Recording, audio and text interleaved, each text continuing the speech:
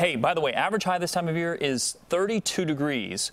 We are 10 degrees above that for today. How about that? So that is, if you want warmer weather, that is good news. If you wanted a white Christmas, well, not so much. And even starting to see some sunshine. That is nice to see.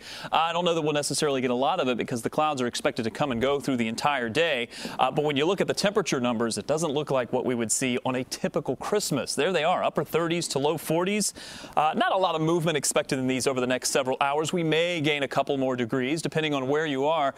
That sunshine is certainly going to help. We also have some southwest winds. So this is above the average. This is where we're going to be probably tomorrow as well, and even warmer once we get into your Thursday. Luckily, that system moved out of here. Had a few issues this morning, but it moved through rather quickly.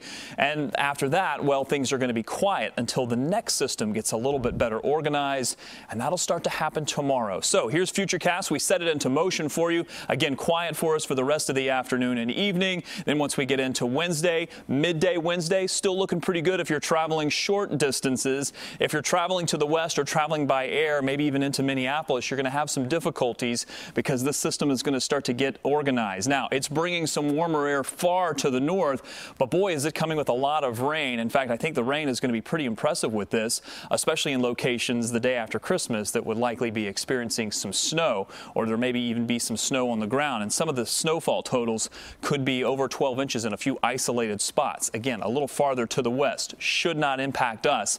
There's a look at some of the rain. Again, the precipitation's coming down here as mostly rain, especially southern areas, but 1 inch to 2 inches of rain could be possible. And again, where that colder air is finally able to interact with it, we'll get some pretty impressive snowfall totals. Again, I'm just mentioning that because I know a lot of people are going to be traveling the second half of this week and into the weekend, and you may have some difficulties there. So our forecast for today goes 42. And then we'll cool things down into the upper 20s for tonight. And then tomorrow we put another 42 on that with mostly cloudy skies. Again, the wind's out of the east. But after that, the temperatures really surge as that system gets closer. And we could see our temperatures get pretty close to 50 degrees.